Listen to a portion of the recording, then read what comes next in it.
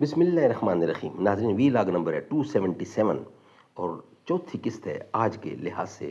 Page ہے 237. ناظرین، یہ ہیڈنگ وہی چل رہا ہے، یعنی مدینہ کی راہ میں کون کون سی اور کیسی کیسی رکاوٹیں حضور برداشت کرتے ہیں.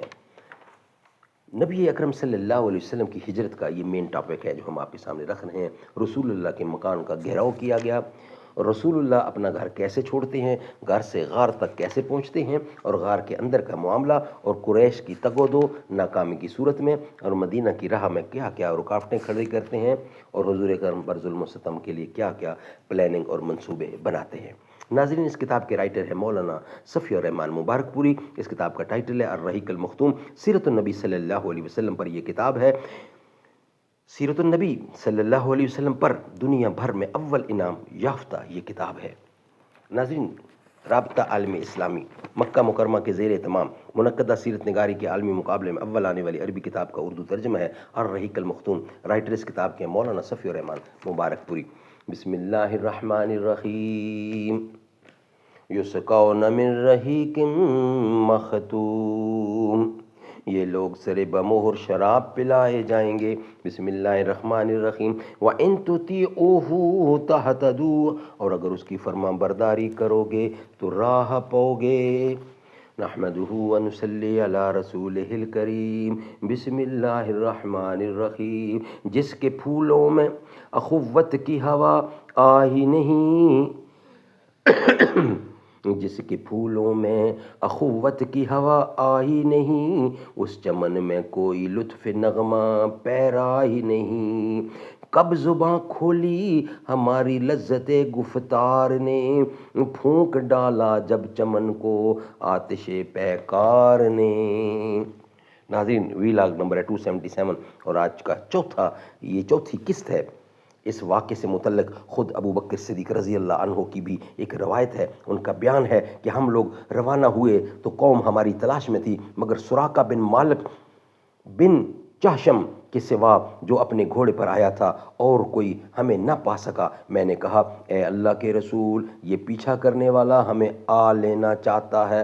آپ نے فرمایا، لا تحزن ان اللہ معنا. غم نہ کرو، اللہ ہمارے ساتھ ہے. سبحان اللہ، سبحان اللہ. صحیح بخاری کی پہلی جلد اور صفحہ 554 پر بنی مدلج کا وطن رابغ کے قریب تھا اور سراقہ نے اس وقت آپ کا پیچھا کیا تھا جب آپ قدید سے اوپر جا رہے تھے. رزاد المعاد.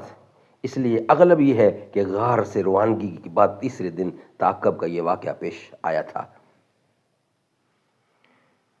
لا تحزن ان اللہ معنا. غم نہ کرو، اللہ ہمارے ساتھ ہے. بہرحال سراقہ واپس ہوا تو دیکھا کہ لوگ تلاش میں سرگرداں ہیں. کہنے لگا، ادھر کی کھوج یعنی خبر لے چکا ہوں، یہاں تمہارا جو کام تھا وہ کیا جا چکا ہے. اس طرح لوگوں کو واپس لے گیا. یعنی دن کے شروع میں تو چڑھا آ رہا تھا اور آخر میں پاسبان بن گیا. اس کا پوائنٹ نمبر 5 ہے. راستے میں نبی اکرم صلی اللہ علیہ وسلم کو بریدہ اسلمی ملے.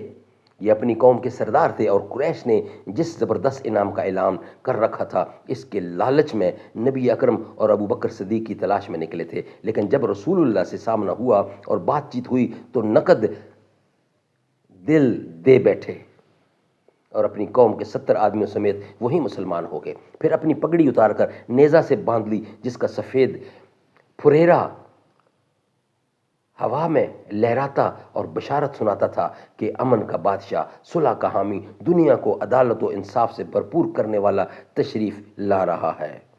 سبحان اللہ، یعنی رحمت للعالمین. نمبر 6، اسی کا پوائنٹ نمبر 6.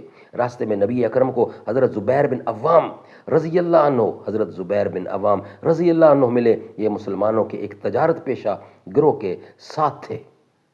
ملک شام سے واپس آ رہے تھے. حضرت زبیر نے رسول اللہ اور ابو بکر صدیق کو سفید پارچہ جات پیش کیے. صحیح بخاری کی یہ حدیث. ناظرین، یہ ویلاگ یہاں ہی کمپلیٹ ہوتا ہے، یعنی کہ 277 ویلاگ کمپلیٹ ہوا.